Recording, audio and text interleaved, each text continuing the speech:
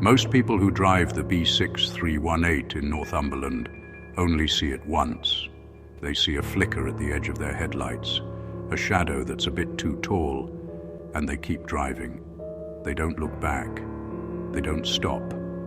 But Hannah Reid did stop. She flashed her high beams.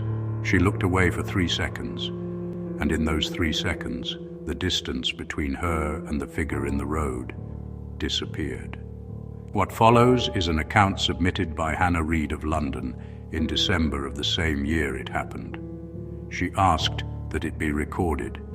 She said she needed someone to know because she couldn't stop thinking about the ridgeline. There is no explanation for what Hannah saw on the B6318 in Northumberland that November.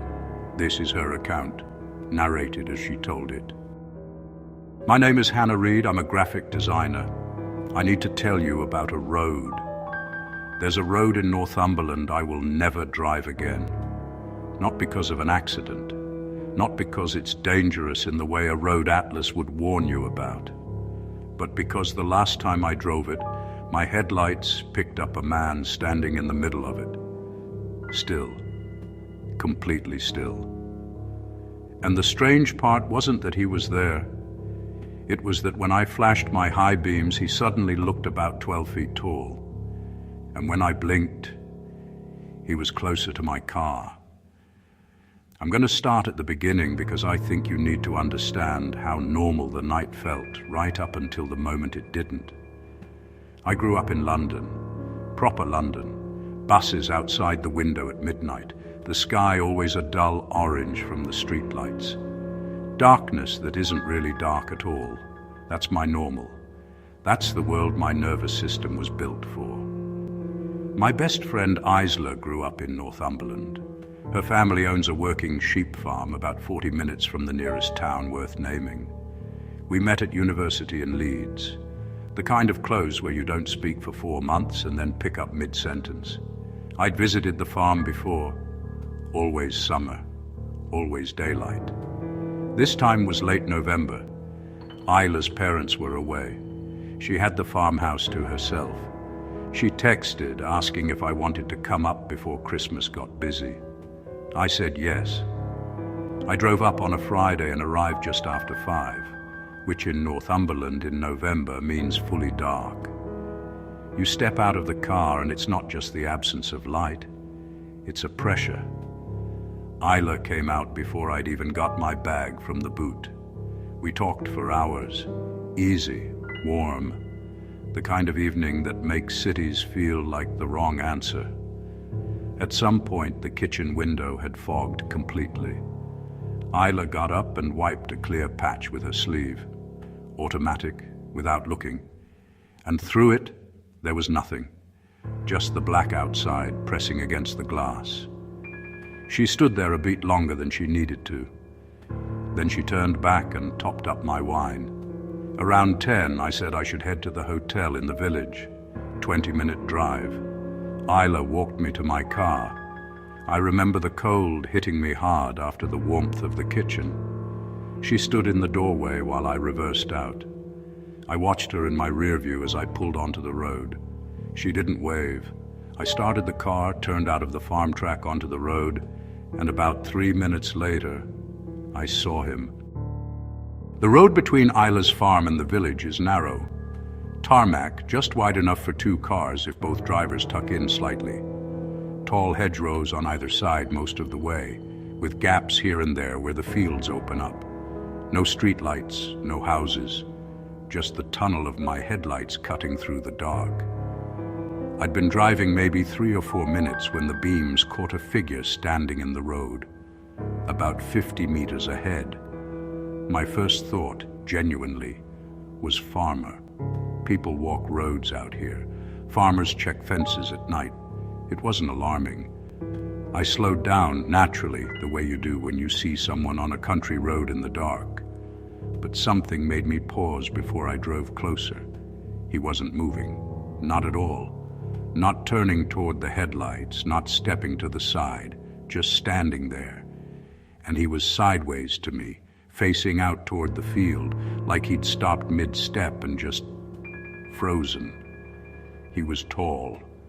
That was the first thing that snagged in my brain. Tall and very thin. The kind of thin that you notice even in silhouette. Long limbs, long neck. The wrong proportions, you know. Like someone had taken a normal person and stretched them slightly in the vertical. I slowed to maybe 10 miles per hour and flashed my high beams once. The light spread further up the road and caught him more fully. And that's when my stomach did something. I don't have a better word for it. It just dropped. Because in the full beam of my headlights, with the light stretching his shadow long across the tarmac, he looked enormous.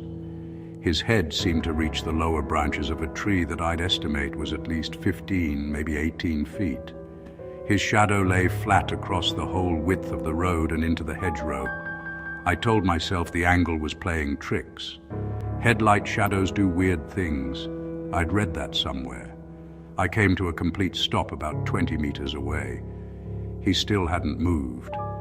I sat there for a moment, engine running, hazards off, just watching. The silence was absolute except for the idle of the engine and the wind against the windows. The figure didn't turn, didn't shift his weight, just stood there with his back at an angle to me, looking out over the dark field like he was waiting for something. I tapped the horn, one short beep. Nothing. I looked down just for a second to grab my phone from the passenger seat. The thought was practical. I'd call Isla, tell her there was someone weird on the road, ask if she knew who it might be. A completely sensible, mundane response to a slightly unusual situation. I found my phone, looked back up. He was closer, not a little closer, not a step or two. He was now maybe 10 meters from the front of my car, and I had not seen him move. I want you to sit with that for a moment because I keep coming back to it. I looked away for, I'd estimate, 3 seconds, maybe 4. And in that time, a figure that had been 20 meters away was now 10. There is no normal way for a person to cover that distance in 3 seconds without you seeing them do it, especially in your headlights. But I did not see him move. One moment he was there, the next moment he was closer, and there was no in-between. My hands went tight on the wheel. I told myself, he walked while I was looking down, and you just didn't register it, Hannah. Because people walk, that's what they do, that's normal. So I honked the horn again, longer this time, and this time he reacted. His head turned, slowly, the way a very tired person might turn to look at something they've already decided isn't important.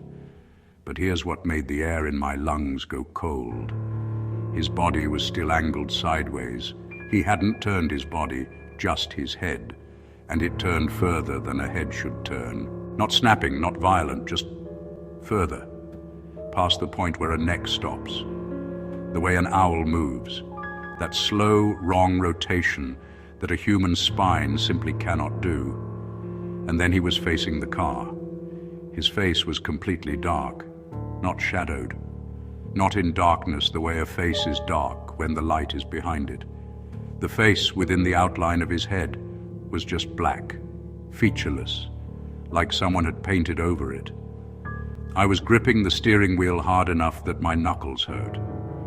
That particular sharp, stupid pain that brings you back into your body. Then my headlights flickered, just once. A half-second drop and return. The cold does that sometimes to electrics, especially in older cars. But in that flicker, he moved again. He was now 3 meters from my car, maybe less. I could see the detail of him now, the strange length of his arms, the way his coat or clothes or whatever he was wearing hung off him like a frame draped in cloth. He was still slightly stooped, like someone permanently bent from years of being too tall for normal spaces. And then, slowly, he leaned forward, bent at the waist, toward my windshield. And as he bent, I saw how tall he actually was. His shoulders, when he was standing upright, had been above the roof of my car, As he bent toward me now, his head was nearly at the level of my windscreen, which meant the top of him had been well above it when he stood straight. His body folded downward like a crane lowering its arm, long and deliberate and completely silent. I couldn't see his face clearly through the glass, just that dark oval. No expression, no movement in it at all. I put the car in reverse. The tires skidded slightly on the grit as I backed up fast. My reversing lights lit the road behind me, and I kept my eyes on him as I went.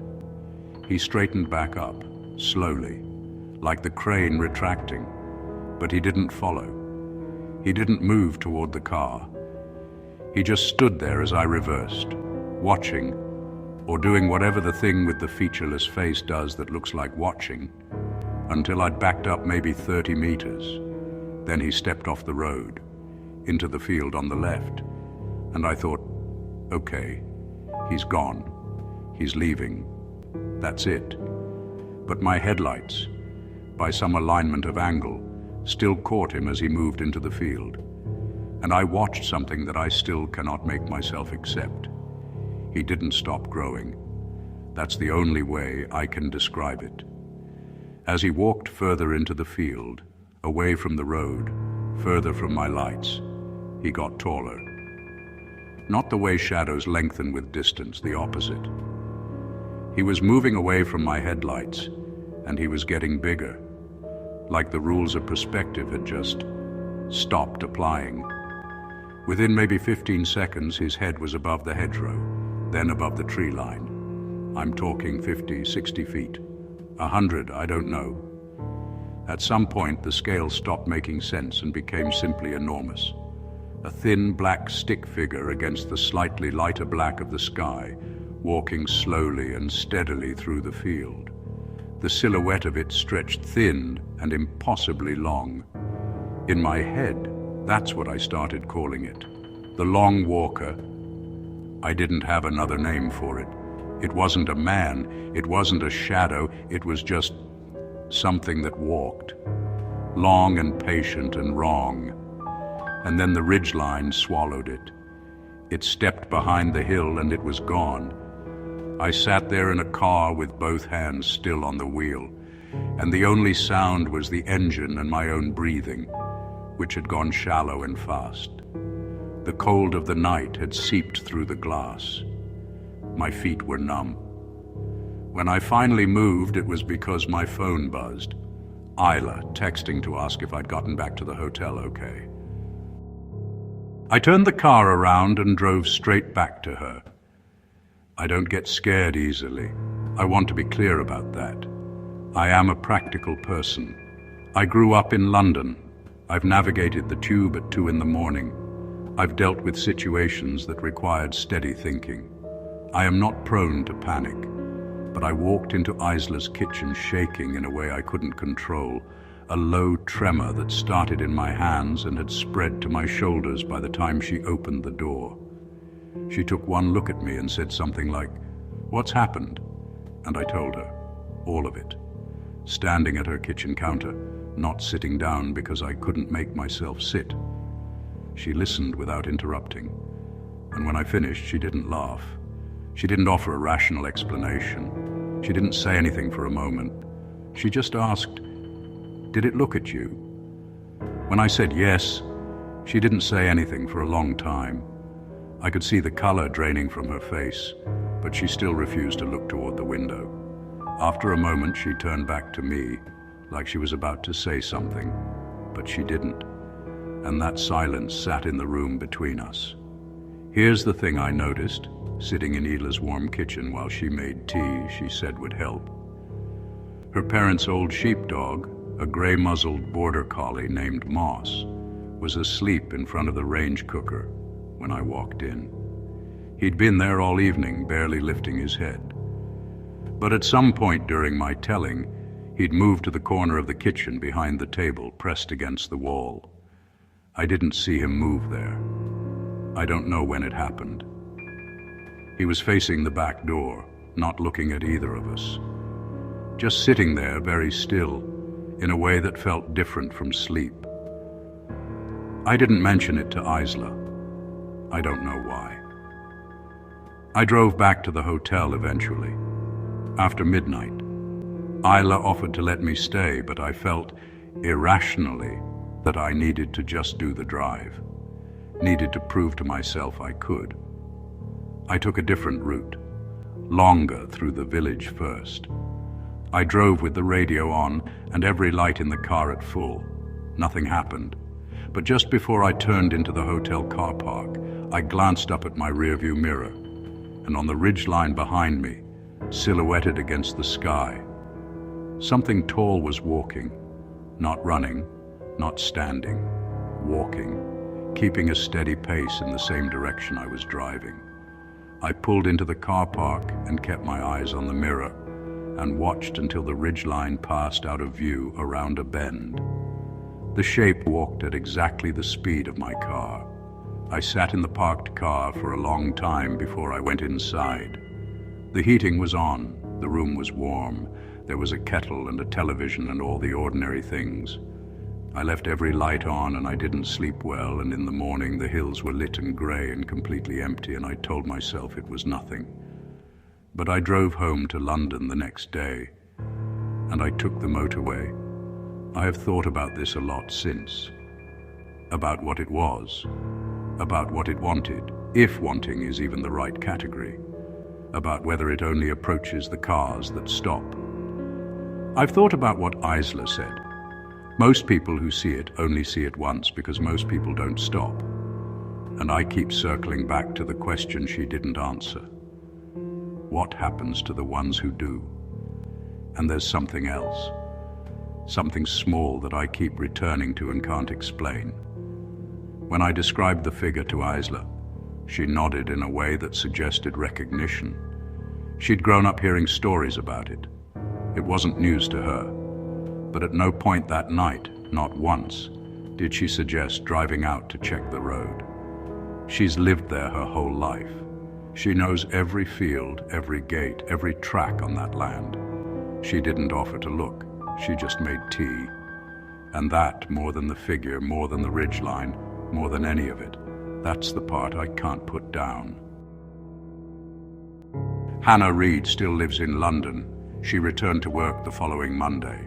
She has not been back to Northumberland.